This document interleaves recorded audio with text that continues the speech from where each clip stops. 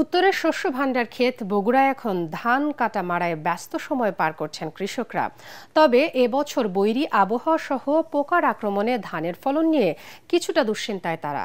এর সাথে যোগ হয়েছে সার, কীটনাশক, শ্রমিকদের মজুরি এবং মাড়ায় বাড়তি খরচ।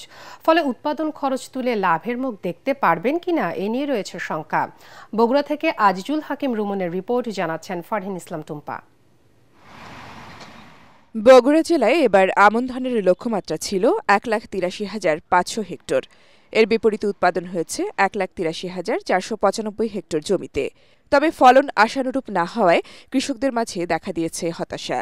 তারা বলছেন, প্রতি বিঘা জমিতে ধান উৎপাদনে তাদের খরচ হয়েছে প্রায় 8 থেকে 10 হাজার টাকা, কিন্তু উৎপাদন হয়েছে 9 থেকে 10 মণ, যা কাঙ্ক্ষিত ফলনের তুলনায় অনেক কম।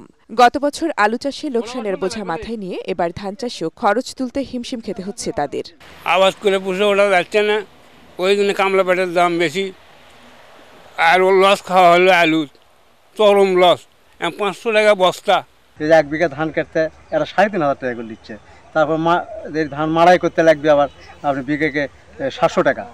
তারপরে খাবার আছে 1100-1200 টাকা মন বেচা হয়, আমাকে অন্তত বিঘাকে 3-4 হাজার টাকা লস থাকে। খাদ্য অধিদপ্তর জানায়, এ অবস্থায় প্রকৃত কৃষকদের কাছ থেকে ধান চাল সংগ্রহ করতে পারলে কিছুটা হলেও ক্ষতি পুষিয়ে নেওয়ার সুযোগ পাবে কৃষক। আমরা আশা করি যে কৃষক ন্যায্য দাম পাইছে। আর আমরা কিন্তু আমন গতবারের তুলনায় চালের ক্ষেত্রে বেশ কয়েক টাকা বাড়ানো হয়েছে, ধানের ক্ষেত্রেও কিন্তু প্রাইস বাড়ানো হয়েছে। সো আশা করি যে কৃষকরা ন্যায্য মূল্য পাবে। বৈরী আবহাওয়ার মধ্যেও কৃষকদের নিয়মিত পরামর্শ ও প্রযুক্তি সহায়তা দেওয়া হয়েছে বলে দাবি কৃষি বিভাগের। এই দাম যেটা আছে এটা যদি থাকে অবশ্যই কৃষক লাভবান হবে আশা করছি আর কি।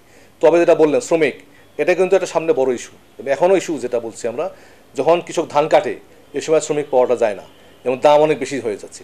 আমরা কৃষকদেরকে যন্ত্রের মাধ্যমে ধান কাটাতে উৎসাহ করছি এবং আমাদের ভর্তুকির আওতায় কিন্তু যন্ত্র দেওয়া হয়েছে। তো এগুলোকে আমরা চেষ্টা করছি কৃষকের দোরগোড়ায় যত দেওয়া যাবে কৃষক তত এখান থেকে বেঁচে থাকবে এবং তার লাভ হবে।